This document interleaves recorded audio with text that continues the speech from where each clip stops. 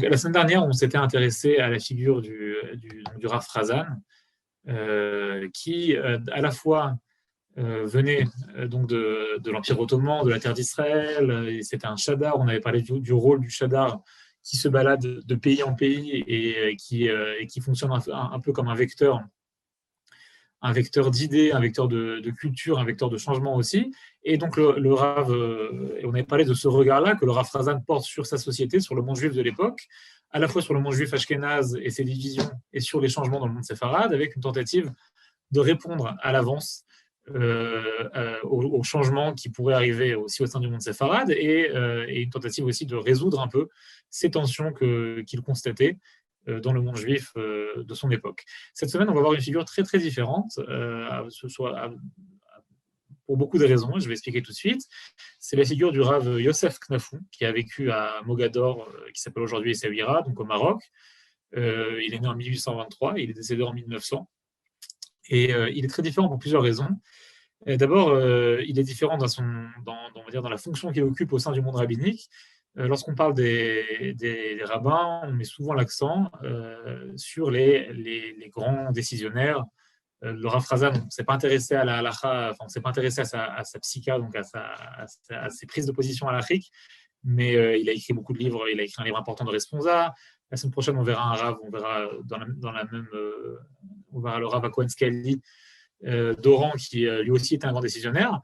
Et en fait, cette semaine, on va s'intéresser justement à un Rav qui n'est pas un décisionnaire, qui n'a pas écrit de livre, qui n'a pas écrit de Shelot ou Tshuvot, mais qui est ce que j'appellerais un Rav de terrain, un rabbin de terrain, c'est-à-dire qu'une personne très proche du peuple, très proche des masses.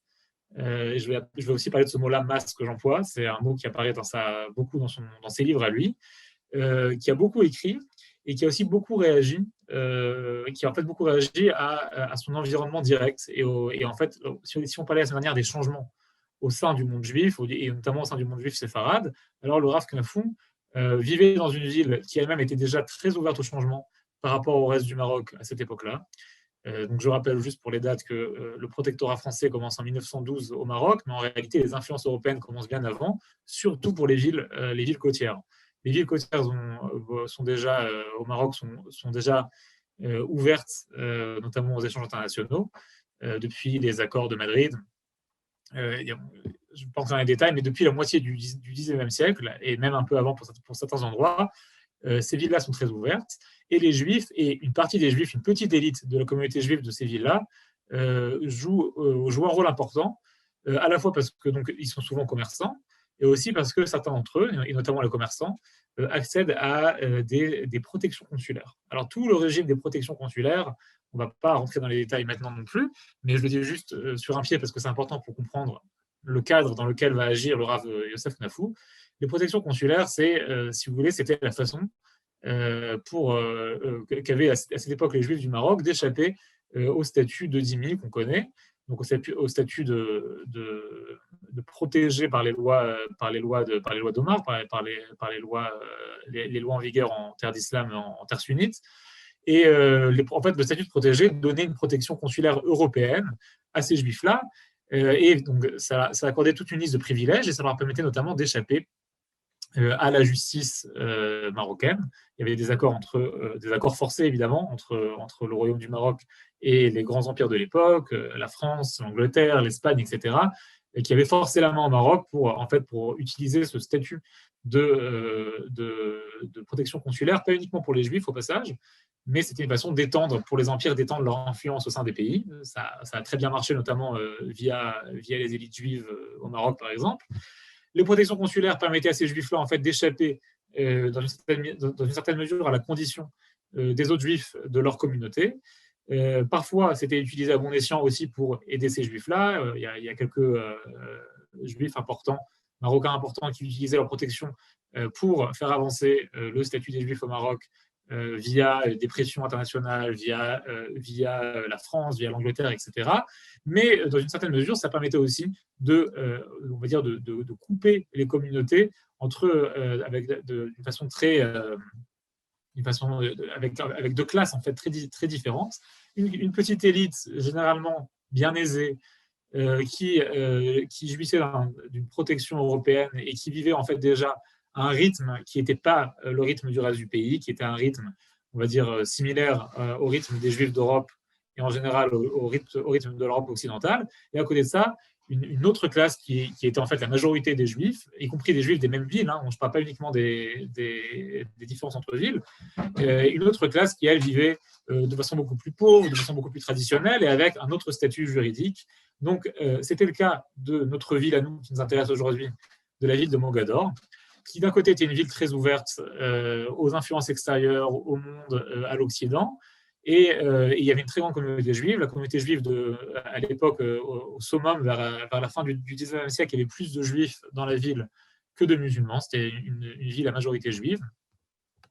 Cette communauté juive-là, dans l'ensemble, donc vivait avec cette multitude, avec d'un côté toutes ces influences-là qui arrivaient à son port, mais avec un profond écart social au sein de la communauté juive, et un écart qui était même géographique à Essaouira, puisque les juifs aisés, qui étaient donc en majorité des protégés, vivaient dans la Casbah, et les juifs pauvres vivaient dans le Mélar. Donc il y avait vraiment deux quartiers, deux façons de vivre, etc. Dans un Mélar complètement très étroit à cette époque-là. Il y a beaucoup de demandes d'élargissement du Mélar qui sont faites, beaucoup de tensions autour de cette question-là à l'époque.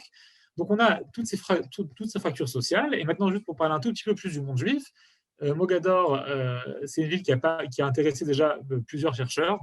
J'ai parlé la semaine dernière de Youssef Chetrit, le professeur Youssef Chetrit, professeur à l'université de Haïfa, qui a beaucoup travaillé sur la question de la Haskalah des Juifs en Afrique du Nord et notamment au Maroc. Donc la Haskalah, le mouvement des Lumières juifs. Et notamment, si on parle d'Essaouira, de Mogador et Essaouira, à Mogador, il y avait déjà, c'est en fait un des premiers lieux que cite Chetrit au Maroc, où on a des Juifs qui échangent, d'abord qui lisent la presse d'Europe de l'Est, qui répondent, qui écrivent là-bas. Il y a des figures comme le Rav David El-Kayam, El-Kaïm, en fait, il faut dire, en hébreu, on dit, enfin, les Israéliens disent El-Kayam, en réalité, le nom était El-Kaïm. Le Rav David El-Kaïm, qui était un grand poète, qui était aussi un leader, lui et d'autres de ses amis ont été les premiers aussi à fonder en 1903, si je ne me trompe pas, peut-être 1902, j'ai un doute, a fondé la première organisation sioniste au Maroc, qui s'appelait Sharet Zion. Donc, tous ces éléments-là vous témoignent du fait qu'on parle d'une communauté qui échange avec le reste du monde juif et qui est influencé par ce qui s'y passe. À côté de ça, Mogador, c'est aussi une des premières villes où l'Alliance s'installe au Maroc. En 1862, on ouvre la première école de l'Alliance. On va ouvrir plusieurs écoles, une école de filles, une école de garçons. Donc, évidemment, l'installation de l'Alliance sitôt à Mogador apporte avec elle des influences françaises. On a aussi une élite. Il y a en fait plusieurs élites. Il faudrait voir ça comme ça. Il y a une petite élite aussi francophile de juifs qui parlent français, qui, comme ils parlent français, ont accès à d'autres métiers, parfois à des postes. Ils sont souvent traducteurs pour les commerçants, pour les diplomates, etc. Donc, on a ce groupe d'intellectuels juifs qui sont des maskilim, qui s'occupent donc de la Haskalah et des Lumières juives, ce groupe de commerçants riches et aisés. On a encore des groupes intermédiaires entre les deux, des figures qui font parfois le pont, mais, et comme je l'ai dit, on a surtout une masse juive qui, elle, en fait, vit un peu à l'écart, à l'ombre de ces grands changements, vit à l'ombre et aussi vit dans l'ensemble dans l'ignorance. Les écoles de l'Alliance, dans l'ignorance à la fois religieuse et à la fois, on va dire, profane. Les écoles de l'Alliance, l'école qui est aussi fondée par l'association judéo-anglaise, le Anglo-Jewish Association, une fondation comme ça à Mogador. Toutes ces écoles-là ne peuvent pas recevoir tous les élèves de la ville, y compris des familles moins aisées. Donc, on a toute une masse de la population qui, en fait, vit un peu à l'ombre de tous ces changements-là. Et c'est là que commence l'histoire de Rabbi Yosef Knafou, ou du moins, c'est comme ça que j'ai envie de la présenter. Rabbi Yosef Knafou naît dans une famille importante, dans une famille où il y a eu déjà plusieurs rabbins importants donc avant lui. C'est une famille a priori d'érudits. Lui-même est l'élève d'une figure très importante de cette ville-là, du Rav Koriat, qui se trouve aussi Donc, j'ai parlé la semaine dernière, j'ai parlé d'Eliaou Ben Amozeg, qui lui vivait à Livourne, et il va revenir aujourd'hui dans nos conversations. Vous allez voir que Ben Amozeg, c'est un peu le fil conducteur lorsqu'on veut parler des modernités séfarades au XIXe siècle. Donc, le Rav Kohat était en famille. C'était le grand-père de Ben Amozeg et le maître de Rabbi Yosef Nafou. Donc, il vit, a priori, il grandit parmi les érudits. Il grandit, on va dire, tout le destine à faire partie de cette petite élite aussi, parce qu'il faut se rappeler que c'est une petite élite de gens qui ont accès à l'étude comme il faut et qui après peuvent peut-être accéder à des fonctions rabbiniques. Je rappelle qu'à cette époque-là, au Maroc, et là, au Maroc de cette époque-là, accéder à une fonction rabbinique officielle, c'est un poste d'État en fait. C'est-à-dire que l'État marocain, le royaume du Maroc à cette époque, comme les communautés juives étaient autonomes, notamment d'un point de vue religieux et juridique, alors les dayanim, les juges rabbiniques, étaient les personnes qui dirigeaient les communautés. Dans les grandes communautés, il y avait 3 dayanim, dans les petites, il y en avait un. À Mogador, il y en avait 2 pour une raison très politique à cette époque-là. Mais en tout cas, c'était des postes importants qui donnaient d'abord une sécurité, qui donnaient une stature. Donc, tout destiné le Rav Yosef Nafou à avoir ce rôle-là, mais ce n'est pas du tout le rôle qu'il a eu dans sa vie. Tout le long de sa vie, il n'a occupé aucune fonction officielle. Le seul endroit où il a officié, c'était dans une synagogue qui s'appelait Slat al-Kahal, la synagogue du Kahal, de l'Assemblée. Et en soi, c'est déjà quelque chose d'original parce qu'au Maroc, les synagogues appartenaient souvent à des familles. Et la seule synagogue publique qu'il y avait à Mogador était celle dans laquelle se trouvait le Rav Yosef Nafou. Et ce n'est pas pour rien. Vous allez voir que sa biographie et son œuvre sont très liés les uns aux autres. Alors, le Rav Yosef Nafou, comme je l'ai dit, né en 1823. Et il a vraiment sa vie intellectuelle, on peut la partager en deux. Dans la première partie, on sait qu'il écrit des livres tout à fait d'érudition, on va appeler ça d'érudition classique, des livres plein de réflexions, certains qui parlent de Kabbalah, certains qui parlent de Talmud. Et il reçoit pour son premier livre qui s'appelle Me'at Sori, il reçoit des ascamotes, des approbations rabbiniques tout à fait respectables et nobles, comme en reçoivent les rabbins importants de cette époque-là. Mais ces livres-là, il ne va jamais les publier. Donc en fait, les livres qu'il va écrire au début de sa vie, c'est-à-dire jusqu'à à peu près 40 ans, il ne va jamais les publier. Pour une raison qu'il n'a jamais expliquée. Et le Rav Yosef Nafou qui nous intéresse, c'est celui qui commence à agir à partir des années 60 du 19e siècle. Ce Rav Nafou-là va publier beaucoup de livres. Et à cette époque, publier des livres, ce n'est pas quelque chose d'évident. Alors en soi, j'ai parlé des modernités séfarades déjà la semaine dernière, et j'ai parlé du terme modernité. Publier à cette époque-là, en soi, c'est un outil très moderne.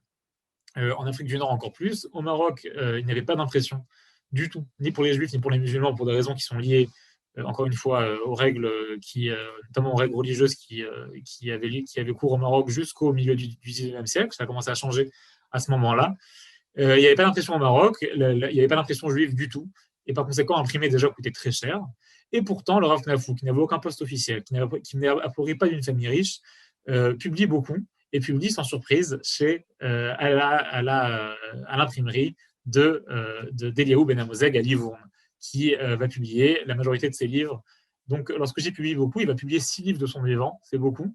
Il en a écrit plus. Il y a différentes traditions sur le nombre de livres qu'il a écrits. Dans sa famille, on parle souvent de 18 livres qu'il aurait écrits, mais on en a aujourd'hui 13, c'est-à-dire 13 qui ont été ou publiés de son vivant, ou après son vivant, ou certains qui sont encore à l'état de manuscrits, mais qu'on connaît et qui sont disponibles, qu'on peut lire, par exemple, notamment à la Bibliothèque nationale d'Israël. Et ce qui est très flagrant, comme je l'ai dit, c'est que les livres qu'il a publiés sont des livres très différents des livres qu'il n'a pas publiés, en cela que les livres qu'il n'a pas publiés sont des livres qui parlent d'érudition, qui parlent à d'autres rabbins. On reste dans le cercle, dans l'entre-soi rabbinique, avec des livres érudits, et les livres qu'il a publiés sont des livres qui sont adressés très clairement à ce que j'ai appelé les masses, c'est-à-dire aux juifs les moins érudits. Qu'est-ce que ça veut dire que ces livres-là sont adressés aux masses? D'abord, ça veut dire qu'un autre élément très original dans la création, dans l'œuvre de Rav Yosef Nafou, c'est l'usage du judéo-arabe. Le judéo-arabe, donc la langue que parlaient à cette époque-là les juifs les juifs simples, enfin tous les juifs du Maroc, mais c'est la seule langue que parlaient les juifs simples. Les juifs érudits lisaient évidemment très bien l'hébreu et l'hébreu rabbinique et l'araméen, et les juifs occidentalisés à cette époque-là commençaient déjà à lire le français. Donc le judéo-arabe, c'était la meilleure langue pour parler aux foules juives, et en soi, son usage est aussi, encore une fois, moderne et original. D'abord, le Rav Yosef Nafou va être le premier à en faire un usage systématique au Maroc. Je n'ai pas trouvé d'autres exemples avant lui. Et va être aussi le premier à le justifier en expliquant que son but, c'est précisément de parler, d'écrire pour les populations qui ne sont pas éduquées et pour les populations qui, en fait, n'intéressent personne. Et c'est à ce moment-là aussi qu'on va voir dans ses livres à lui une critique sociale très forte, qui est tournée contre ce qu'on va appeler grossièrement l'establishment, qui inclut tant les rabbins que les leaders, qu'on peut appeler aujourd'hui les leaders politiques. Donc l'organisation de la communauté traditionnelle à cette époque-là au Maroc, on est avant le protectorat, c'est que la communauté est gérée par ce qu'on appelle les Néguidim, par les notables, et par les rabbins, donc les Dayanim. Et au sommet de la communauté, il y a un nassi, un président. Donc une fonction, une gestion qui a, encore une fois, qui a un caractère officiel, qui a un caractère reconnu par l'État. Et à cette époque-là, à Essaouira, comme à Mogador, parfois je dis Essaouira, c'est le nom aujourd'hui, donc si je m'embrouille, c'est la même ville, Mogador et Essaouira. À cette époque-là, donc à Mogador, la communauté est gérée par ces figures-là, et peut-être sans surprise, après ce que je vous ai déjà dit, une bonne partie des personnes qui constituent les leaders de communauté sont des protégés européens, ils ont une protection consulaire. C'est le cas de Reuven El-Maleh, qui est le président de la communauté. C'est le cas de au moins un des deux grands rabbins, le Rav David Sabar. C'est le cas d'autres notables qui sont là-bas. Et au sein de la communauté, il y a des tensions sociales très fortes contre l'establishment et plus précisément contre le président. Qu'est-ce que ça veut dire des tensions sociales très fortes? Ça veut dire que ces juifs, a priori non éduqués et éloignés des centres du pouvoir, et éloignés aussi des institutions européennes qui agissent à Mogador, ces juifs-là vont commencer à vraiment protester d'une façon ils vont utiliser différents moyens, y compris la protestation publique, y compris l'envoi de lettres à l'Alliance israélite universelle, à d'autres organisations juives pour faire pression. Et la tension va arriver à un tel degré qu'à un moment, ces juifs-là vont s'adresser directement au roi du Maroc, au sultan du Maroc. C'est quelque chose d'extrêmement rare. C'est extrêmement rare à cette époque que les juifs osent s'adresser à se plaindre d'un problème interne directement chez les autorités non juives du pays. Il y a toujours un risque à faire ça, surtout à cette époque-là, ce n'est pas une démocratie. Et ils vont le faire et donc ça nous prouve à quel point les tensions sont fortes, et la protestation est purement sociale. Celui qui a beaucoup écrit sur ces protestations-là, si certains le lire après, c'est Daniel Shorter, qui a beaucoup écrit sur la ville et aussi plus précisément sur la protestation sociale à cette époque. Évidemment que ces protestations sociales sont aussi liées à l'ouverture de la ville, à savoir que ces juifs-là, qui sont des juifs défavorisés, qui sont des juifs pauvres, et qui voient aussi ces différences sociales, reçoivent de façon souvent indirecte quand même l'influence d'idées européennes qui se répandent aussi à cette époque-là, qui parlent de démocratie, qui parlent de transparence, qui parlent d'égalité, qui parlent de redistribution des richesses. Et on a donc des personnes qui vont être un peu les vecteurs qui sont un entre-deux. J'ai parlé avant du Rav David El-Kaïm, lui-même un juif pas du tout aisé, un juif pauvre, un juif qui n'a pas accès à une protection consulaire, mais un juif très érudit, qui échange et qui lit ce qui se passe en dehors, donc il lit notamment la presse hébraïque de l'ensemble du monde juif, il lit ce qui se passe en Europe de l'Est, il lit ce qui se passe dans la presse d'Israël, et des figures comme lui, en fait, vont être ces vecteurs-là qui vont commencer, en fait, à diriger la masse juive et à l'aider à prendre un certain pouvoir politique. Ça va arriver à un moment où ils vont réussir à faire une réforme interne dans la communauté et à changer l'institution telle qu'elle est instaurée depuis des siècles et des siècles, et à remplacer le président par 12 personnes élues. Et le simple fait de parler de gens élus au sein d'une communauté juive à cette époque-là est en soi une révolution. C'est quelque chose qui n'existait pas au Maroc jusqu'à ce moment-là. 12 personnes élues par le peuple, et notamment élues par les juifs du Mélar. Alors, je reviens à Rav Yosef Nafou et à son rapport avec tout ça. Rav Yosef Nafou, lorsqu'on lit son œuvre, en fait, alors, si on lit ses livres de façon dispatchée, on va pas forcément s'en rendre compte, mais lorsqu'on a un regard holistique sur l'ensemble de l'œuvre, et notamment sur ces introductions où il y a une polémique latente, sous-jacente, assez forte, notamment avec les rabbins de la ville et avec les rabbins de son époque, on se rend compte que lui-même se voit comme faisant partie de cette masse, du peuple, de la foule juive, et se voit et estime que son rôle à lui, en tant que rabbin, en tant que leader communautaire, c'est de contribuer aussi à leur avancée. Et lui, il va compléter ce que d'autres font d'un point de vue social en le faisant, lui, d'un point de vue religieux, spirituel. Et en argumentant notamment pour l'éducation des masses, pour l'éducation des foules, en disant que une des plus profondes injustices qui est faite à la communauté juive, et c'est un reproche qui fait à sa communauté, mais qui en fait est vrai pour beaucoup de communautés de l'époque, et notamment au Maroc, mais aussi évidemment, mais aussi en dehors, il va dire un des reproches principaux, c'est que la Torah, qui aurait dû être la base commune de tous les juifs, se trouve être souvent l'apanage d'une petite élite qui l'utilise pour elle et qui en plus l'utilise parfois d'une façon détournée plutôt que l'utiliser pour aider le peuple juif dans son ensemble, l'utilise comme un savoir érudit, parfois pour des questions de statut, parfois pour des questions de statut social, pour des questions de pouvoir, etc. La question du pouvoir est importante, puisque je rappelle encore une fois que accéder à un poste de Dayan, c'est aussi accéder à un poste de pouvoir à cette époque-là.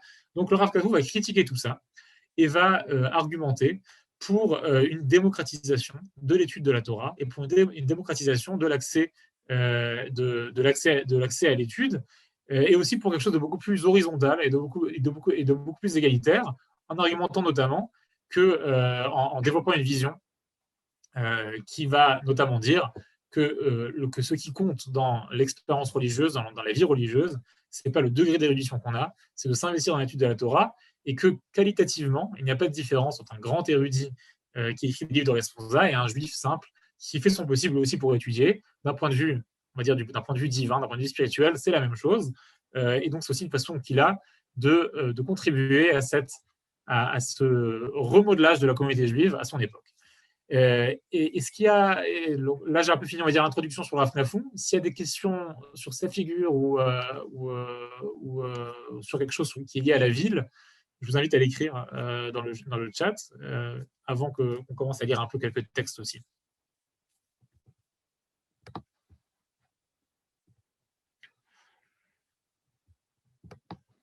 Ok, donc si quelqu'un le fait, je réagirai dans quelques minutes dès qu'il l'aura fait. Encore deux ou trois mots donc donc là je vais commencer à rentrer un peu. Alors j'avoue j'ai eu une hésitation par rapport au texte pour ce cours-là. Les textes de Rav Nafou, je pense que donc ce que je présente, ça demande une lecture assez, on va dire, assez large, parce que chaque texte pris tout seul, on a du mal, on va dire, à en faire sortir l'aspect politique, l'aspect subversif du texte.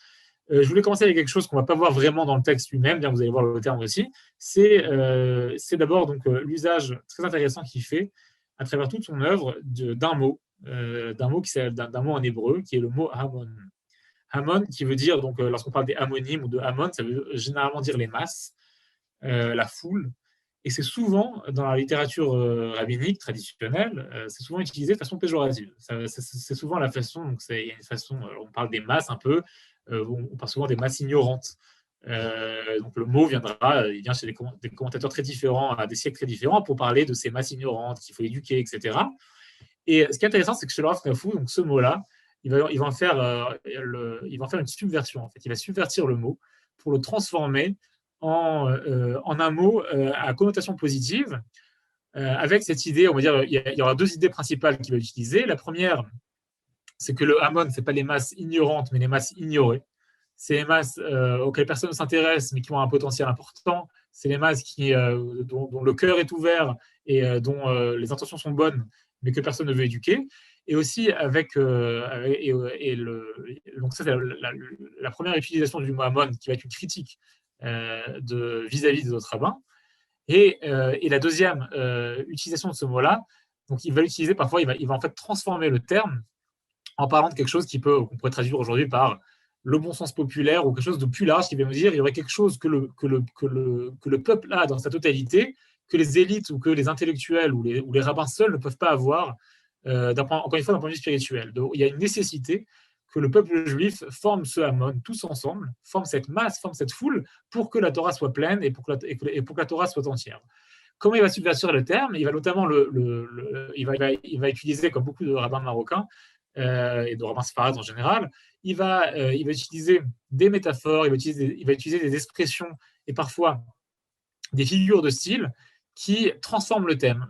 Par exemple, il va dire, au détour d'une lettre, il va utiliser l'expression Hamoné Mala. Hamoné Mala, ceux qui connaissent cette fille-là, c'est l'expression qu'on dit dans la Gdusha, donc le Keter, dans la prière du Shabbat matin. Hamoné Mala, littéralement, ça veut dire les foules d'en haut, et ça fait allusion aux anges. Donc, c'est une expression. Et donc, lorsqu'il utilise ce terme-là pour parler des masses, alors d'un coup, le terme passe de péjoratif à positif. Il va appeler un de ses livres Hamon Chogeg, une expression qui est tirée de la Bible, qui veut dire les foules festoient.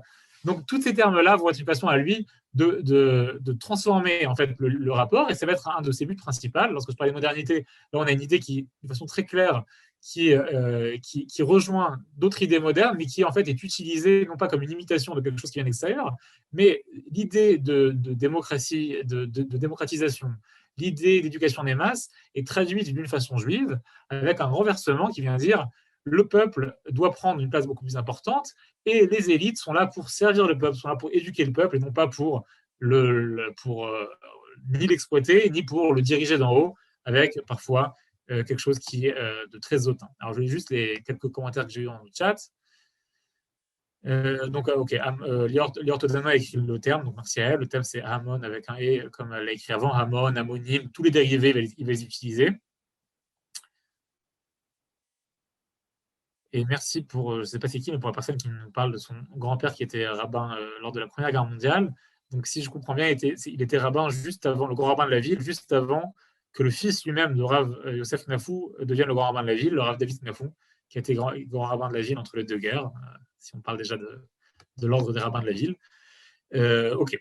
Alors, donc ça, c'est le terme Hamon, je voulais qu'on en parle. Et on va commencer à voir les textes ensemble et je rajouterai des commentaires au fur et à mesure. Alors, une seconde, je fais un petit partage.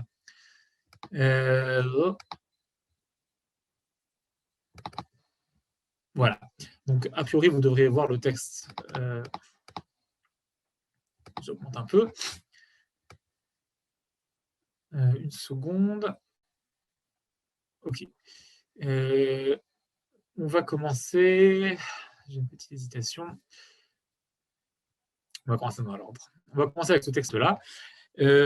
Donc, le Rav Kafou a écrit plusieurs livres, et comme je l'ai dit, ces livres sont en fait, a priori, des livres qui parlent à un public très simple. Et ça aussi, en soi, c'est une nouveauté à cette époque-là. En général, les rabbins qui prennent la peine d'écrire un livre, et en plus de le publier, avec le coût que ça a, ne publient que des livres d'érudits, des livres d'érudition importantes, et les publient avec des ascamotes importantes, avec des approbations rabbiniques importantes. C'est un peu la règle, notamment en Afrique du Nord, mais pas que. Un rabbin qui se respecte ne publie pas un livre sans ascamote, sans approbation. Et les ascamotes, c'est aussi une façon de se situer d'un point de vue de statut social. Si on demande des ascamotes à des rabbins plus importants que nous, a priori, on demande évidemment des ascamotes à des rabbins locaux. Tout ça, Rabbi Yosef Knafou l'a fait lui-même, puisque dans son premier livre, Mehatzori, qu'il a écrit et qu'il n'a jamais publié, il a reçu des ascamotes très nobles et qu'il n'a jamais publié non plus. Lorsqu'il commence à publier ses livres, de façon très claire et volontaire, il refuse d'y ajouter des ascamotes. Ça aussi en soi, c'est radical. C'est-à-dire que ça aussi en soi, c'est une prise de position, j'ai envie de dire presque politique, de dire je publie des livres sans demander d'ascamotes, sans demander l'autorisation d'autres rabbins. Et en fait, évidemment qu'il y a quelque chose de subversif, puisque c'est une façon de dire je ne prends pas l'autorisation des figures que je critique parfois de façon explicite, parfois de façon sous-jacente dans mes livres. Donc ça, c'est une rupture. Et évidemment, on va lui reprocher.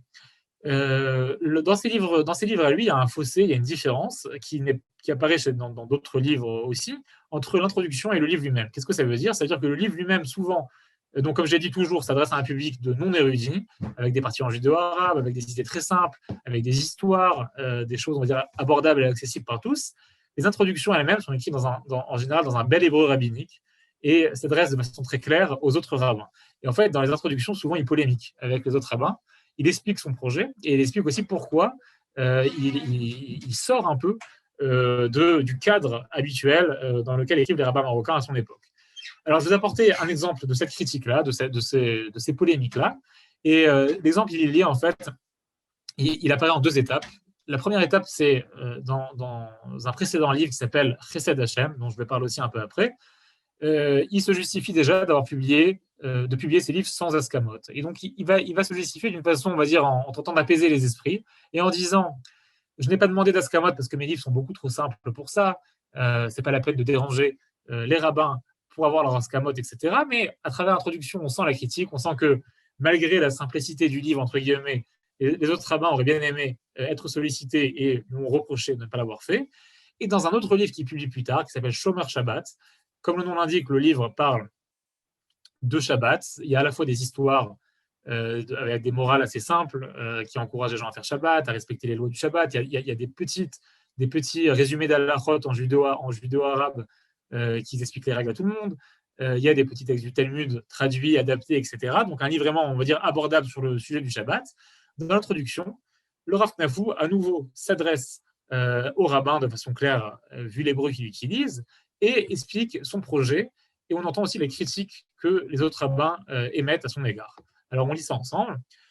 הוכחתי להזכיר העניין ביתר שאת, מסיבת ששמוע שמעתי באומרים בהדפסת קונטרסים חסד השם, שאין זה יאות למי שיקרא בשם תלמיד חכם, לעשות כמעשה הזה, ולהדפיסו, ולקרותו בשם ספר, כי איננו מלא אלא בדברים פשוטים לחלוטין, אשר כל עין למדן לא ראתה שהם דברים שאין בהם חוכמה ודעת. ומי שידו מגד בקצת עיון והסברה ודעת, יוכל לעשות יותר ויותר עד גדר למלות מהם בתים וחצרות עד אין ספורות. Alors, l'hébreu est un hébreu rabbinique, qui va être encore plus beau par la suite, et il écrit, donc en français, ça donne la chose suivante. Je suis forcé de revenir une fois encore sur la raison de l'impression de ces livres, car j'ai entendu certains dire, suite à la publication de mon livre Chesed Hashem, qu'un érudit ne devrait point publier des choses si simples, dans lesquelles aucun érudit ne trouverait ni sagesse ni savoir. Ils disent que celui ayant l'érudition suffisante devrait surenchérir jusqu'à remplir par son savoir des maisons et des cours. Donc il explique, on lui reproche d'utiliser son savoir, entre guillemets, à mauvais escient, plutôt que d'écrire des livres pour le peuple à la place d'écrire des livres pour les autres rabbins et pour l'élite. Et lui se défend en disant la chose suivante. C'est pour cela que cette fois-ci, je tiens à faire savoir la chose suivante. Donc il dit cette fois-ci, dans l'introduction de mon livre, je réponds à mes détracteurs et je leur explique mon but, mon projet. Je ne publie pas pour m'auto-glorifier, pour montrer ma sagesse ou pour que mon nom soit connu sur la terre, tel le souhait d'un jeune, à Dieu ne plaise. Alors j'explique juste l'expression en hébreu, elle est intéressante la phrase, je vous invite à la lire pour ceux qui lisent l'hébreu. Et donc il dit, d'abord on sent évidemment encore une fois la critique sous-jacente, moi je ne le fais pas mais c'est ce que vous faites, vous les autres, mes détracteurs. כי לא עשיתי לכבודי ולהראות שאני חכם ולספר שמי בכל הארץ, בכל הארץ, הרשת שפתי צעיר, חס ושלום. Il y a un jeu de mots ici, un jeu de mots linguistique, avec un verset qui est tiré des psaumes, sur le mot arechet sefatai. Littéralement, donc, le mot arechet veut dire le souhait des lèvres. Et ici, il fait un jeu de mots entre le mot Aresh et le mot Eretz. Ça marche bien lorsqu'on prononce avec l'accent marocain d'avant, lorsque le tzadik et le shin sont prononcés un peu de la même façon.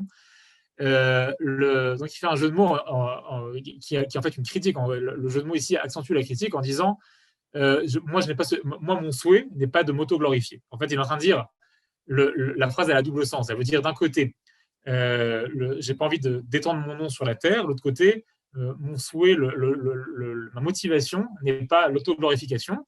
Et Areset Sifte Tsaïr, ici, le souhait d'un jeune, il veut dire le souhait de quelqu'un qui est en fait un jeune, un immature, une personne qui penserait que le but de l'étude de la Torah, ce serait de s'auto-glorifier. Donc il dit, c'est pas du tout mon but. Et il continue en disant, en citant Pirkei Avot, qu'il existe un principe formulé par le Tana, donc c'est tiré de Pirkei Avot, Neged Shema Aved Sheme, qui cherche le renom perd son nom. Si cela a été dit concernant les immenses sages du Talmud, versés dans la Torah et la loi, que pourrions-nous dire, nous autres orphelins, aux demandes malheureuses, aux idées pauvres, qui peinons à comprendre ne serait-ce que le sens littéral des versets, et a fortiori les profondeurs du Talmud. Donc ici, ce verset-là, donc cette critique rabbinique, déjà dans Pirkei Avot, qui viendrait dire à la personne qui aurait pour but de s'auto-glorifier, cette personne-là, son œuvre, son nom sera perdu. Nous dit le Rav Knafou, si cette chose est vraie pour les Tanaïm eux-mêmes, pour les auteurs de la Mishnah, a fortiori pour nous-mêmes, rabbins du XIXe siècle. Et il conclut en disant « Ainsi les cieux me sont témoins que mon intention est désintéressée et vise à l'union du divin, afin d'en tirer un mérite et de faire bénéficier ma génération. Puis-je compter parmi ceux qui font bénéficier les autres, et plus particulièrement ceux dont le regard est encore caché, les jeunes adolescents désirant servir Dieu et garder sa Torah. » Alors là aussi, l'expression, il y a deux éléments qui reviennent souvent dans ces livres à lui. Le premier, c'est l'idée de ce qu'on appelle aujourd'hui donc de Zikouy Arabim, les Zakot Atzmi ou Bnegili, cette idée-là de faire bénéficier les autres. Il va souvent en parler de cette idée-là, donc de j'écris pour faire bénéficier les autres d'un point de vue spirituel, pour les aider, pour leur ouvrir les portes du savoir et les portes de la Torah et les portes du service divin. Et ici, vous avez aussi une sorte de jeu de mots aussi. Il parle des gens, en hébreu, il dit Anashim Arabim, Asher Adain, mais Aloumé Aïn. Et là, l'expression, elle a un peu à double sens aussi. Aloumé Aïn, les gens qui ont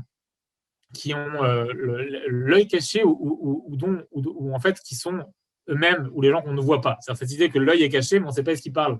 Est-ce que c'est eux qui ne regardent pas comme il faut, ou est-ce que c'est eux qui ne sont pas regardés comme il faut? Autrement dit, une tension sur est-ce que c'est des gens, est-ce que la foule n'est pas éduquée parce que personne ne lui a encore appris comme il faut, ou parce que personne ne s'intéresse à elle, ou parce qu'elle-même a un travail à faire?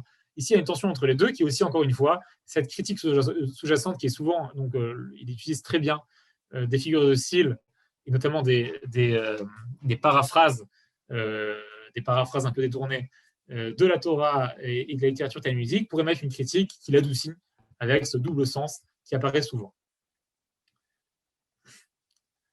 Je lis juste les commentaires que j'ai reçus.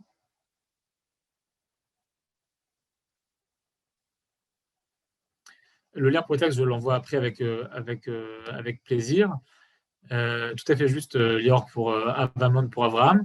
Hélène, pour la question par rapport aux notables, quelle a été la réaction justement des Juifs modestes? Si je comprends bien la question, c'est comment les Juifs modestes, comment eux réagissaient face aux notables. Eux-mêmes, les Juifs modestes faisaient partie des gens qui protestaient contre la gestion de la communauté, mais qui en fait avaient très peu de moyens de protester, puisqu'on ne parle pas d'une communauté démocratique, on ne parle pas d'un pays démocratique. Les notables et l'establishment fonctionnaient d'une façon assez une sorte de petite élite qui dirigeait, une sorte de petite oligarchie qui dirigeait la ville, avec beaucoup aussi de népotisme à cette époque. Je ne vais pas entrer dedans, mais quasiment chaque figure de cette époque-là est le fils d'un ancien notable, le fils d'un ancien grand rabbin. Les postes s'héritent de père en fils, et ça contribue à l'oligarchie envers laquelle protestent les juifs modestes et les figures comme Rav Yosef Knafou. Alors, dans ce texte-là que je vous ai apporté, c'est le genre de texte où le Rav Knafou explique à la fois son projet et à la fois sa critique de ce qui se fait à son époque et qu'il aimerait changer. J'ai envie de dire un mot sur le livre qu'il a cité, le livre Chesed Hashem, je reviens un peu en haut, qu'il a cité ici. Ce livre-là, il est très intéressant. Je n'ai pas apporté d'extrait parce que c'est typiquement le genre de livre où l'extrait lui-même n'est pas intéressant, mais le livre en entier est intéressant. Pourquoi? Le livre Chesed Hashem, il est composé en fait de ce qu'il appelle ici des contrassim, de trois petits essais. La majorité du livre, c'est en fait des adaptations et des traductions d'histoires juives qui ont un but évidemment moral. Et donc, c'est typiquement le genre de livre qu'on écrit pour les foules qui ne sont pas éduquées. C'est une histoire, ça ressemble au Midrash, une parabole qui a un message moral au bout pour encourager les gens à progresser dans leur vie religieuse et dans leurs valeurs humaines. Mais ce qui est intéressant et ce qui est très surprenant dans ce livre-là, et c'est pour ça que la critique qu'il reçoit, on dit que c'est un livre inintéressant et tout à fait infondé, c'est que dans ce livre-là, donc on a 3 parties, et dans un des essais, le livre comporte des traductions et adaptations en judéo-arabe d'histoires chassidiques, d'histoires du Baal Shem Tov notamment, qui sont tirées d'un livre qui s'appelle Kal Chassidim, donc un livre qui a été publié en Europe de l'Est au début du XIXe siècle. Et en soi, c'est totalement novateur. Au Maroc, c'est la première figure au Maroc et peut-être même en Afrique du Nord, j'ai un doute. Il y a un juif à peu près à la même époque, il y a à Tripoli, il y a un autre rabbin qui va traduire des histoires chassidiques, mais c'est la première fois que le chassidisme pénètre, donc il y a ces échanges culturels entre le Maroc et entre le monde séfarade et le monde ashkénaze, mais ici entre le Maroc et la Pologne. Et pourquoi c'est intéressant? C'est-à-dire qu'on peut se poser la question, qu'est-ce que le Rav Knafou a trouvé dans ces livres-là? Donc, il y a plusieurs questions. La première question, c'est comment ce livre-là est arrivé dans les mains du Rav Knafou. En soi, c'est une question. Là, je pense que la réponse, elle est assez... elle n'est pas évidente, mais on va dire, on peut quand même, on peut retracer, on peut avoir la trace. C'est que j'ai dit qu'à cette époque-là, la presse d'Europe de l'Est, de juifs d'Europe de l'Est, arrivait à Mogador, puisqu'on sait que des figures comme le Rav David El-Kayam écrivaient dans des journaux publiés à Varsovie et à Cracovie, etc. On peut supposer que les mêmes personnes qui apportaient cette presse-là apportaient aussi parfois des livres. Ce livre-là trouve sa route jusqu'à Mogador. Le Rav Knafou tombe dessus et l'aime au point d'en traduire des histoires et des adapter. Alors d'abord, je dois dire qu'en soi, l'adaptation est très intéressante à lire. Elle a un côté presque comique parce que c'est bizarre si vous voulez, il y a tout un contexte culturel qui est traduit, c'est-à-dire qu'il y a des expressions qui sont typiquement chassidiques qui ici sont adaptées aux expressions typiquement marocaines. Par exemple, il va écrire un truc, il va écrire le Baal Shem Tov, Sruto Yagan Alenu Amen, donc le Zia qui est typiquement utilisé dans le monde séfarade et pas dans le monde ashkénaze. Il va mélanger donc dans le judo-arabe, il va dire Baal Shem Tov ou le Chassidim Dialogue, hein, donc le Baal Shem Tov et ses Chassid, donc c'est bizarre, ce mélange de judéo-arabe qui apparaît au milieu, donc en soi c'est intéressant.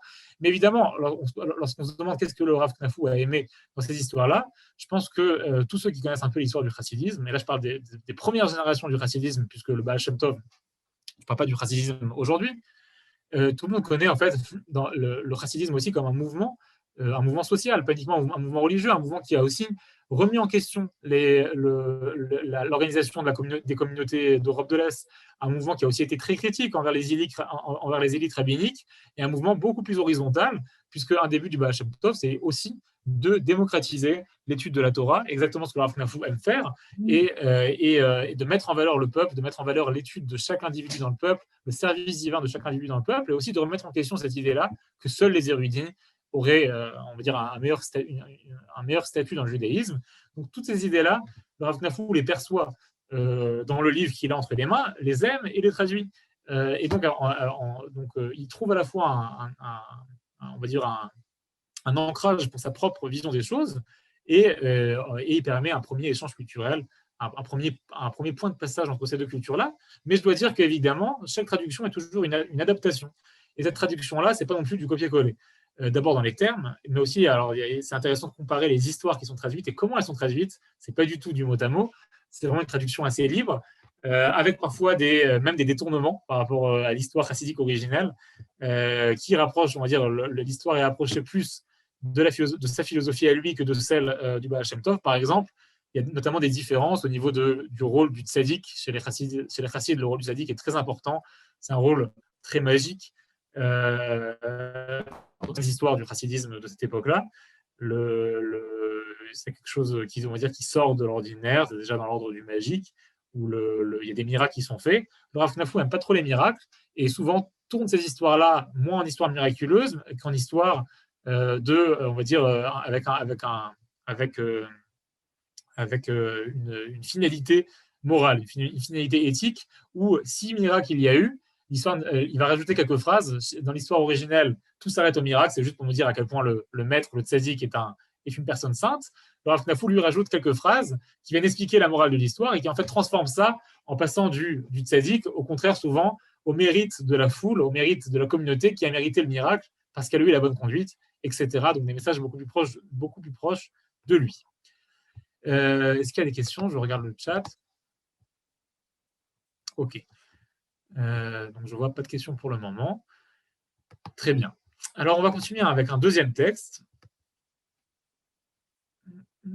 Voilà, un deuxième texte qui est tiré d'un livre qu'il a écrit tout à la fin de sa vie, un de ses derniers livres publié en 1899, donc un an avant son décès, qui s'appelle Tov Roi. Et c'est un commentaire des Pirkei Avot. Donc typiquement, Pirkei Avot, c'est le genre de livre abordable. C'est typiquement le genre de livre qu'on utilise, qui sont abordables aussi pour un grand public. Et alors, j'ai apporté des exemples écrits en hébreu. Et les exemples écrits en judéo-arabe, c'est surtout les traductions. Donc, je trouvais que c'était moins intéressant à apporter en tant que tel. C'est souvent une traduction ou d'halachot ou d'histoire. Mais là, c'est un commentaire qui est écrit dans un hébreu aussi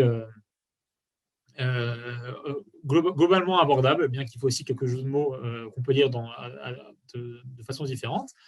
Et là, il commente la Mishnah de Pirkei Avot, la Mishnah du 2e chapitre, où on dit la chose suivante. Rabbi Yochanan ben Zakkai disait « Sortez et constatez quel est le bon chemin auquel l'homme doit s'attacher. » Donc, il parlait à ses élèves, et il disait « Tseu uru, ezoi derer yeshara chez Bagba Adam » et après, la Mishnah continue avec toute une liste, donc les élèves qui reviennent chez le maître, et chacun donne son avis.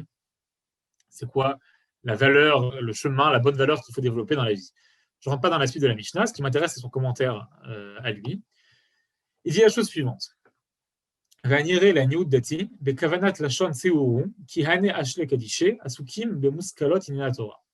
me semble que l'expression sortez et constatez est utilisée car les saints arbres, je vais parler tout de suite de l'expression, les saints arbres sont préoccupés par l'érudition pure, les allégories, les métaphores et le sens littéral, et ne font ainsi pas attention au reste, au bon et mauvais chemin.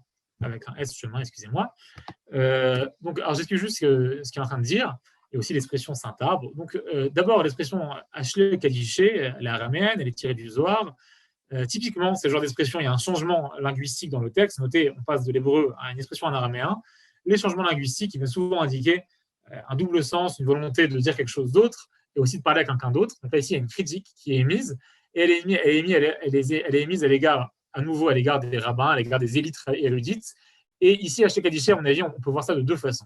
D'abord, l'expression ici, vous allez voir qu'il est en train de dire à être un peu trop haut, à prendre un peu trop de hauteur, on en vient à oublier le chemin, à oublier des choses beaucoup plus terrestres et importantes. Donc, c'est la première critique.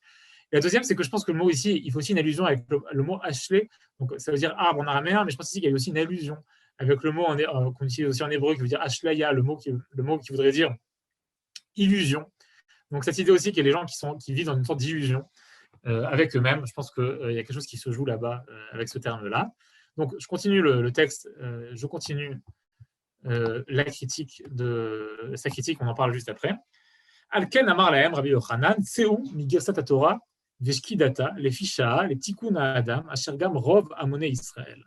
C'est pour cela que Rabbi Yochanan leur dit à ses élèves, sortez ponctuellement de votre étude pour vous occuper des problèmes de l'homme, qui concernent d'ailleurs la majorité des masses juives, Amone Israël, il y a l'expression Amon qui apparaît. Vezeu, Seuru, Ezeu Derech Yeshara Vetova, Shed Bagba Adam, Daika Kriyat Shem Adam, Shu Rubam Shel Israël Amonim, Teainu, Ezederech Tova Shed Bagba Adam, Valiada, Imacher Lo Atov Aklali. Et c'est pour cela qu'il leur dit, sortez et constatez quel est le bon chemin auquel l'homme doit s'attacher, en utilisant le mot homme, c'est-à-dire la personne, alors je traduis ça par personne lambda, le juif de la masse, étudier quelle est la meilleure voie pour l'homme, et ainsi le bien commun sera grandi. Alors j'explique ce qu'on vient de dire, ce qui vient d'être dit. Ce qui intéresse le Rav Knafou, c'est l'expression Tseu Uru. Cette expression-là où le Rabbi Yochanan ben Zakkai dit à ses élèves, sortez et constatez, sortez et regardez. Et il dit, mais pourquoi demander aux gens de sortir? A priori, typiquement, les rabbins ne sortent pas, ils se plongent dans leurs livres. C'est un mouvement vers l'intérieur, c'est pas un mouvement vers l'extérieur. C'est un mouvement vers l'intérieur. Et ici, évidemment, il retourne ça en critique contre une certaine méthode rabbinique que lui n'aime pas, qui est justement les rabbins qui, eux, se tournent vers l'intérieur. Et il leur dit, faites attention à ce que dit Rabbi Yochanan ben Zakkai. Il dit à ses élèves, parfois il faut sortir. Parfois il faut sortir du Beth Midrash, parfois il faut sortir du livre. Parfois, il faut fermer les livres, j'ai envie de dire, pour aller voir un peu le monde qui nous entoure, surtout pour ce genre de questions, les questions donc Ezoi, Der, Yeshara, quelle est la bonne voie, quel est le bon chemin? De façon un peu surprenante, peut-être, on pourrait se dire, la bonne voie se trouve dans la Torah, dans le livre lui-même, dans l'étude, et nous dit Rabbi Yosef Nafou, c'est pas ce que dit Rabbi Yochanan, il dit l'inverse, il dit, pour comprendre la voie, les voies adaptées, et les voies à adopter, excusez-moi, ici on parle des voies éthique, évidemment, dans un Pirkei Avot, il faut sortir dehors, il faut voir le monde, il faut d'abord comprendre le monde, comprendre ses problèmes, comprendre ses enjeux et voir les gens, voir les petits gens, les gens du peuple, il en parle aussi ici très clairement, il parle des préoccupations de la masse, réaliser quelles sont les préoccupations du juif commun. Donc là, vraiment, il est en train de parler du rôle rabbinique tel que lui le conçoit, en critiquant ce qui se fait beaucoup à son époque, dans son entourage direct, et en disant, c'est pas ça ce qui devrait être notre rôle. Notre rôle à nous, les rabbins, devrait être de nous tourner vers le peuple, devrait être d'aider le peuple et de comprendre leurs problèmes et d'apprendre aussi d'eux. Il continue en disant, et en s'intéressant à un autre mot, donc je reviens juste à la Mishnah, il dit, regardez, c'est écrit, sortez et constatez, quel est le chemin auquel l'homme doit s'attacher. Et Zoé, c'est écrit Adam. Et il nous dit, c'est pas pour rien que c'est écrit Adam. Adam, c'est l'homme, c'est n'importe quel homme. Il dit que c'est n'importe quel juif, mais on pourrait même dire que c'est n'importe quel être humain. C'est même pas n'importe quel juif. Le mot Adam, c'est typiquement le mot universel. C'est pas écrit chez Ezoïde Echeshara, chez David Ba, Chacham, à quel chemin le sage doit s'attacher. Ici, il y a quelque chose de très universaliste, parce que, et donc il nous conclut, il nous dit deux choses. Il nous dit d'abord, c'est quelque chose d'universel. Le bon chemin est un bon chemin pour tous, pas uniquement pour les sages, mais aussi le bon chemin, il faut aussi comprendre quelle est la voie à suivre pour la société, et pour ça, il faut connaître la société, il faut l'intégrer et vivre à l'intérieur. Si on relie ça à sa propre action à Mogador, on comprend ici très bien son message subliminal.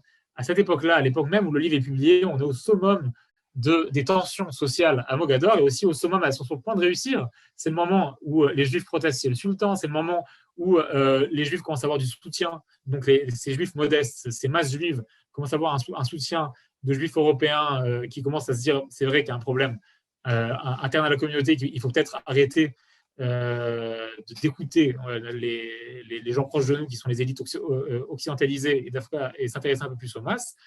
Donc à cette époque-là précise, il publie ce commentaire-là en disant notre rôle à nous les rabbins, c'est d'être au bon endroit au bon moment, c'est pas d'être les gens qui protègent le vieil establishment. Et là, il y a une critique très claire des rabbins en poste à cette époque-là à Mogador, qui eux-mêmes protégeaient et défendaient la figure de Reuven El-Maleh, le président de la communauté. Notre rôle à nous, dit le Rav Knafou, c'est d'être au contraire à côté du peuple, de voir leurs besoins, de voir leur détresse et de tenter de la résoudre. Je vois très peu de réactions dans le chat, donc vraiment, je ne sais pas ce que vous êtes encore avec moi. N'hésitez pas à réagir un peu, ne serait-ce que pour me donner un peu la température. C'est toujours le problème des discussions sur Zoom. On peut s'y perdre. Dans tous les cas, on va voir un dernier texte avant d'ouvrir tout ça à un échange. Mais vraiment, s'il y a des questions en temps réel ou des remarques, n'hésitez pas.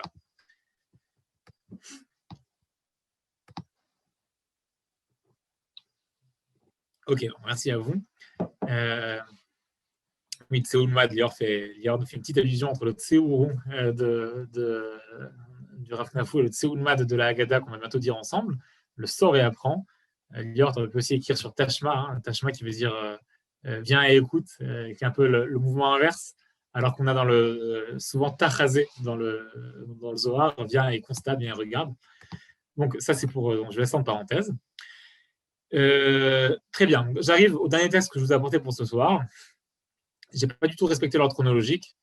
Ce dernier texte, en fait, précède les deux autres. Il est écrit dans les années 70, dans un livre qui s'appelle Hod Brit Kodesh, qui parle de sainteté, mais d'une façon très populaire, de comment l'individu, le simple juif, peut lui-même accéder à un certain niveau de sainteté à travers une conduite, à travers une conduite pure, à travers une conduite, un respect du corps, etc. Donc ce texte-là va être une sorte un commentaire assez détaillé. Alors sur le coup, c'est un texte beaucoup plus érudit. Plus on avance dans l'histoire de Rav Knafou, plus les livres qu'il écrit sont populaires. C'est-à-dire que, et là, c'est un des premiers livres qu'il va publier. Ce premier livre publié, il est vraiment mélangé. C'est-à-dire qu'à l'intérieur du livre, on va trouver des petits passages en judéo-arabe ou des histoires assez simples et des passages beaucoup plus compliqués, beaucoup moins accessibles, notamment ce passage-là qui, à mon avis, est moins accessible à quelqu'un de non érudit, notamment parce qu'il fait allusion à énormément d'autres textes, à beaucoup d'autres littératures. Ici, on a vraiment quelque chose. Le Rav Yosef Knafou lui-même témoigne souvent. Il est ce qu'il appelle un mélaquette. Il fait des likutim, c'est-à-dire qu'il vraiment littéralement qu'il moissonne à droite, à gauche, mais qui crée quelque chose de différent. Je pense que c'est important à comprendre. Il dit mes livres sont constitués d'éléments que j'apporte d'ici et là, d'éléments que je prends un peu du chassidisme, un peu du Talmud, un peu du Zohar, un peu de la halacha. Mais en fait, le livre lui-même, évidemment, n'est pas un résumé de ces sources-là, mais une sorte d'intégration. Parce que le travail, donc lorsque cette récolte est faite, on a quelque chose de différent. Et là, c'est un texte que moi, j'aime beaucoup parce que je trouve qu'il est très bien fait et très beau. Et il résume à la fois son message, et en plus, il le fait avec un style, avec beaucoup d'art. Ce texte-là, c'est typiquement un texte qui nous rappelle le genre du Midrash. Pour ceux qui connaissent ce genre-là, ceux qui ne connaissent pas, il y a une session en ce moment de Noémie Ben Shimol sur le Midrash, à laquelle certains ici participent, à Tashma. C'est quoi un Midrash? Qu'est-ce que je veux dire lorsque je dis un Midrash? C'est qu'un verset est pris et le verset est décortiqué d'une façon non littérale, d'une façon métaphorique, où chaque mot est décortiqué pour en tirer une autre idée, un autre sens et un autre niveau du verset. Alors, c'est quoi ce verset-là? Vous l'avez devant vous. Un verset de Shir HaShirim, du Cantique des Cantiques. Kerem ayal Shlomo beva alamon, Nathan atakerem lanotrim, Ish yavi befirio elef kasef. Salomon avait une vigne à Baal-Hamon, il remit la vigne à des gardiens, chacun apportait pour son fruit 1000 cycles d'argent. Donc ça, c'est la traduction littérale du verset. Vous notez que dans tous les textes que je vous ai apportés, le mot Amon apparaît, ici aussi, mais je n'ai pas fait exprès, hein, c'est vraiment un mot qui est extrêmement présent dans ces livres. Et ici, a priori, il apparaît d'une façon très bizarre. Ici, a priori, c'est un lieu. C'est comme ça que tous les traducteurs littéraux l'expliquent. Baal-Hamon, ici, semble désigner un lieu, mais on sent déjà la possibilité du jeu de mots, et le Rav Knafou n'est pas le premier à en faire. Bien avant lui, on a beaucoup de midrashim et de commentaires métaphoriques écrits sur ce verset-là, que le Rav Knafou connaît et veut utiliser, mais il va utiliser tous ces commentaires-là à sa sauce à lui pour en faire un nouveau, en fait, pour créer un nouveau commentaire basé sur beaucoup d'autres commentaires. Ici, on a aussi un exercice que je trouve tout à fait beau et important de relecture, de réutilisation de sources d'une tradition pour en faire quelque chose d'autre. C'est un usage, je n'ai pas envie de dire le mot recycler ici, ça serait un mot négatif, ce n'est pas le bon terme, mais vraiment une façon de faire une œuvre d'art. Je pense que un jour j'ai entendu Noémie Ben-Shimol proposer une très belle métaphore lorsqu'elle parlait du Midrash. Elle disait qu'elle faisait allusion, vous connaissez peut-être tous, j'espère que vous la connaissez, sinon regardez sur Google, l'œuvre d'art de Picasso, si je ne me trompe pas, qui s'appelle La tête de taureau. J'espère que ça dit quelque chose à quelqu'un. Cette œuvre d'art, c'est une tête de taureau lorsqu'on la regarde de loin, lorsqu'on la regarde de près, c'est un guidon et un siège de vélo. Et Nami avait proposé la chose suivante, elle avait dit qu'en fait, ce que fait le Midrash souvent, c'est de prendre deux éléments qui signifient quelque chose de différent, séparé, et lorsqu'on les met ensemble, on a quelque chose d'autre qui apparaît. Ici, on a exactement la même chose, on a des commentaires qui séparés veulent dire quelque chose, et lorsqu'on les met côte à côte, on a un nouveau méta-commentaire qui apparaît, et c'est exactement ce que fait le Rav Knafou dans ce commentaire-là. Donc, j'en parle beaucoup, lisons-le ensemble maintenant. Alors, ceux qui lisent l'hébreu, c'est beaucoup plus simple à comprendre, tous les jeux de mots qu'il va faire, c'est dur à traduire, puisque là, il va utiliser chaque terme de plusieurs façons. Alors, on commence. Il commence avec le terme qui ouvre le verset, le terme vigne. Donc, en français, j'ai dû changer l'ordre du texte pour que ça prenne sens. Mais le premier mot, c'est le mot kerem. Kerem ayali Shlomo. Salomon avait une vigne. Et il dit la chose suivante. La vigne représente ici la Torah dans sa plénitude, comme le confirme l'expression la vigne de l'Éternel. Alors, en soi, c'est bon. Il nous dit le Rav Knafou, la vigne, ça représente ici la Torah dans sa plénitude. On passe au deuxième mot, Salomon. Salomon, il s'agit ici de Dieu, le roi à qui la paix appartient, qui se délectait de la Torah, comme il est dit, j'étais ses délices tous les jours. Donc ici encore, un autre midrash qui est utilisé, le midrash Shirachim lit le mot Shlomo, en fait le décortique. Shlomo, ça peut aussi se lire, ça s'entend surtout comme Shlomo, la paix est à lui, Shalom Shelo, et c'est ce que dit le midrash, à qui est la paix? La paix est à celui, donc est à Dieu lui-même. Je suis en train de regarder dans le chat ce mauvais son. Si je coupe la caméra, dites-moi ce qui se passe. Est-ce que le son est mieux? Oui, le son est mieux. Non. Si, c'est mieux. Alors, on va peut-être faire ça. Super, donc c'est possible qu'il y ait trop de bandes passantes. J'espère que ça va être mieux comme ça. Désolé, par contre on ne voit plus, donc c'est pas très grave. Ok, donc le deuxième, donc on a avancé de Shlomo. Ici Shlomo nous fait allusion à Dieu. Donc je relis le verset avec vous avec la lecture du Rav Knafou, qui est en fait une association de différents commentaires. Salomon avait une vigne, ça veut dire que Dieu avait une Torah pleine, une Torah qui était dans la plénitude. On continue. Ensuite, la Torah fut donnée à notre maître Moshe, que la paix soit sur lui, qui incluait en lui l'ensemble des âmes d'Israël. C'est la signification de Baal Hamon, littéralement celui qui possède les multitudes. Moshe, qui inclut en lui toute la foule de la maison d'Israël. Ainsi, la valeur numérique de Baal Hamon est celle de Tzadik. là encore, donc chaque commentaire, commentaire de Rav Knafou sur chaque mot est un commentaire qui n'est pas de lui, qui est un commentaire emprunté à une autre source, mais que lui-même associe de façon différente. C'est chaque fois une source différente. Et il est en train de nous faire un collage qui change la signification du verset. Alors là, étape d'après, il nous dit, donc Salomon avait une vigne à Baal-Hamon, lecture de Rav Knafou proposée par ces midrashim-là. Dieu avait une Torah pleine qu'il a donnée à Baal-Hamon, à celui qui possède, à celui qui symbolise la multitude, qui était Moshe. Donc ici, Moshe qui symbolise la multitude, c'est une lecture du Zohar qui nous dit que Moshe avait en lui toutes les âmes de la collectivité d'Israël. Après, je vais expliquer pourquoi c'est subversif comme idée. On continue. Et par sa main, la Torah fut ainsi donnée à toute la collectivité d'Israël, qui ensemble la préserve. Comme il est dit, il remit une vigne au gardien. Donc, dans le même verset, Baal-Hamon, il remit une vigne au gardien. Ici, c'est qui les gardiens? C'est l'ensemble du peuple d'Israël qui reçoit la Torah. Et c'est la Torah donnée à tout un chacun pour qu'il garde sa part selon ses moyens. Donc, chaque juif reçoit cette Torah dans sa plénitude, et chaque juif, et en fait, l'ensemble du peuple juif la garde ensemble. Un juif ne peut pas garder seul la Torah. Il y a ici une idée très simple que la Torah nécessite une multitude de gardiens, une multitude de gens qui la préservent et l'étudient.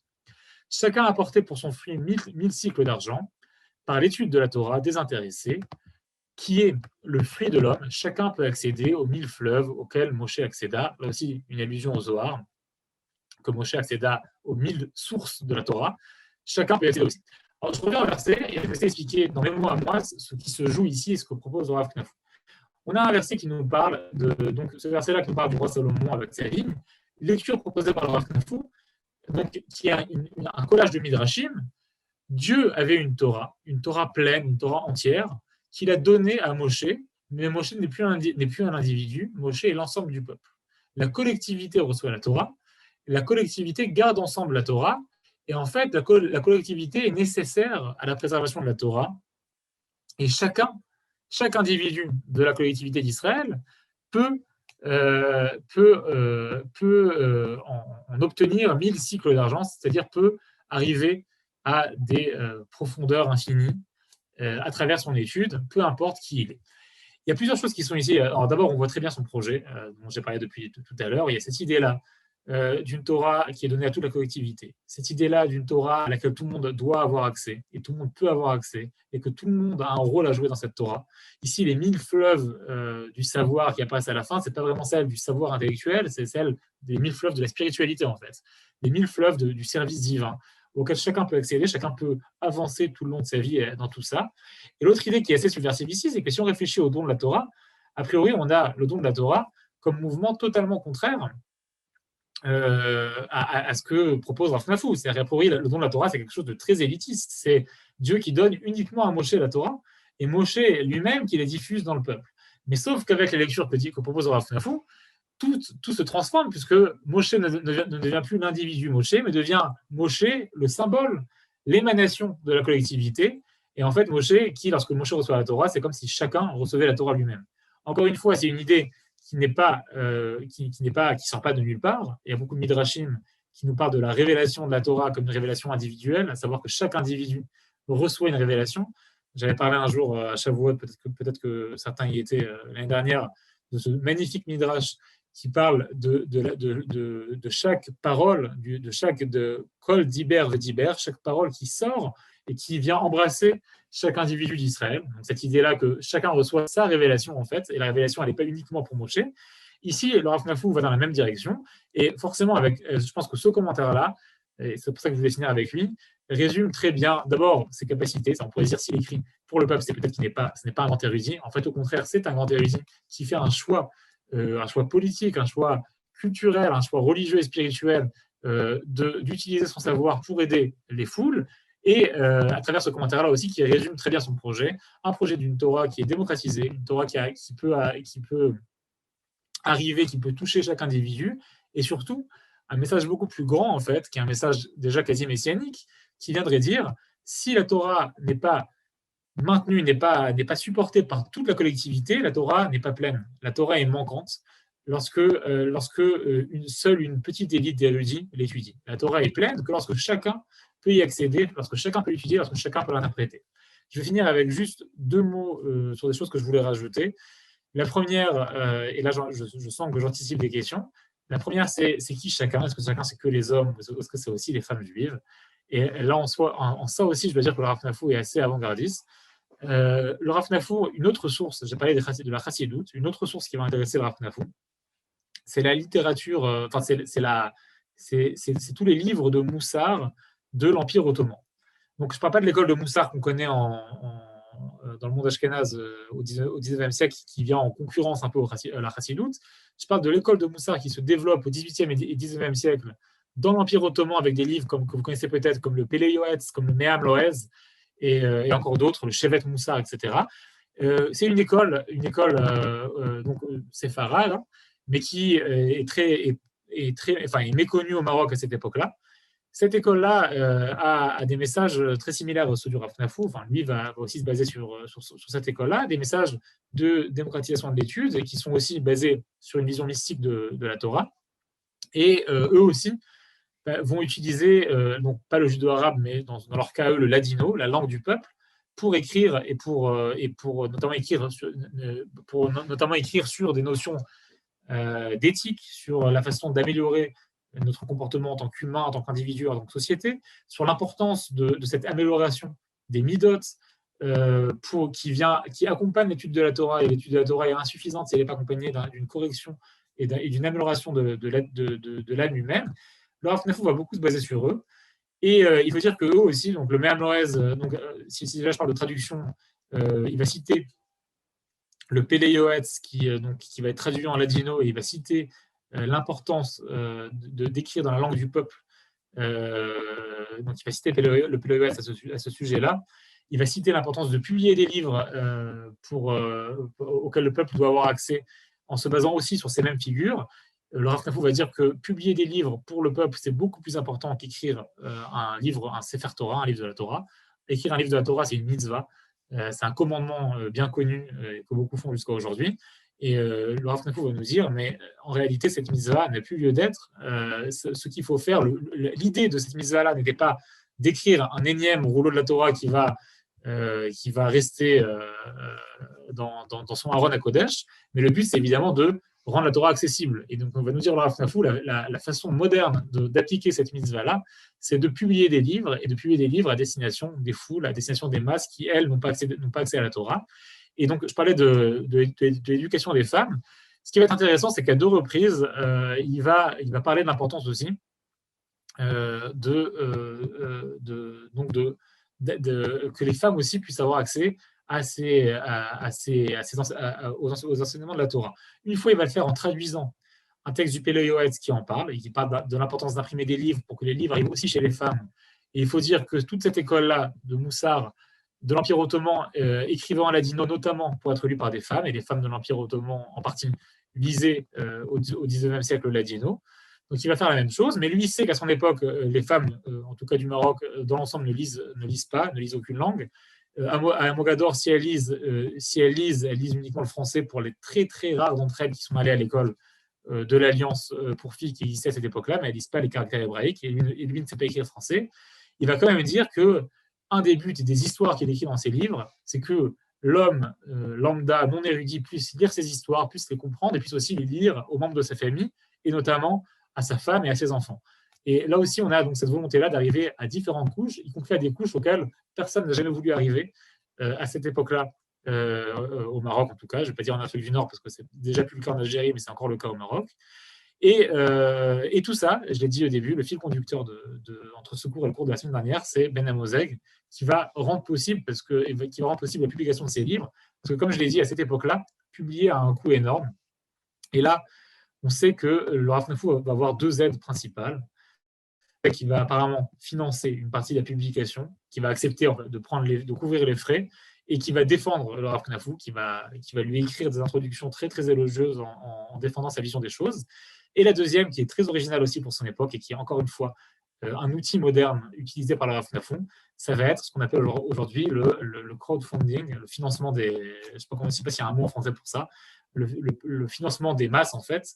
Le Rav Knafou, au début de ses livres, va longuement remercier des listes et des listes de gens qui sont en grande partie des gens simples de la ville, qui lui font des petits dons et qui, grâce à ces petits dons, le Rav Knafou peut publier ses livres. Et ça, en soi, c'est original, parce qu'à cette époque-là, les livres en général sont publiés par un grand mécène, pas par une quantité de petits, de gens du peuple qui aident et qui financent.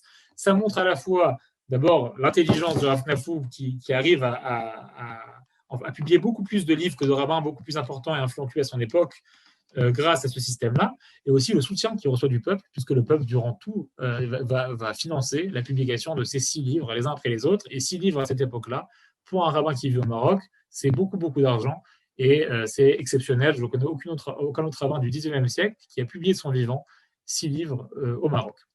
Alors, je m'arrête là. S'il y a des questions, le micro est... J'ai moi-même quelques petites questions, Gabriel. 3 rapides. Quelles ont été les relations du Rav Knafou? Est-ce qu'il a eu des relations avec des rabbins ashkénazes et notamment éventuellement avec des rabbins chassidiques? Quels ont été ses liens en fait avec l'Alliance? Est-ce qu'il a eu des rapports avec ceux qui travaillaient à l'Alliance à ce moment-là dans la même ville? Et enfin, une dernière question. Dis-nous quelques mots sur son fils dont tu as dit qu'il a été, pour le coup, lui, grand rabbin de la ville, contrairement à son père qui avait refusé, ou qui en tout cas n'a pas voulu de fonction rabbinique.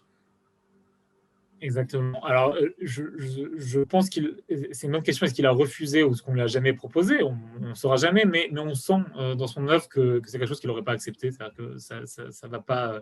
Clairement, il ne reçoit aucun financement du public et l'histoire familiale, j'ai parlé à quelques-uns de ses descendants, dit qu'on lui a proposé au moins de diriger une communauté dans la ville, et ce qu'il a refusé, c'est-à-dire qu'il n'avait aucune fonction payée dans la ville. Alors, par rapport à ta question, d'abord, j'espère que le son est bon, sinon tu me dis et je coupe ma vidéo. Oui, c'est bon, c'est bon. OK.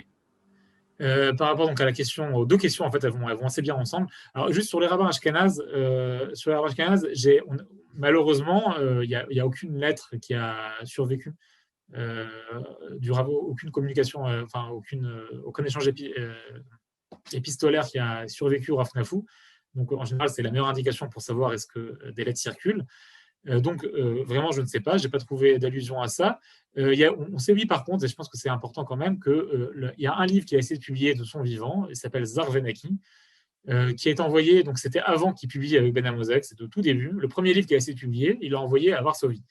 Et le livre a été perdu. Et en fait, beaucoup plus tard, il a été retrouvé et publié par ses descendants et récemment, il y a une quinzaine d'années.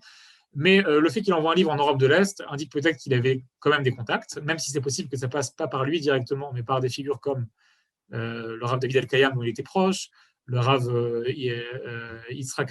maskil Yitzhak Halevi, dont il était aussi proche. Ces noms-là apparaissent comme des gens qui l'aident et qui financent son œuvre. Et par rapport à l'Alliance, alors j'ai 2 choses à dire.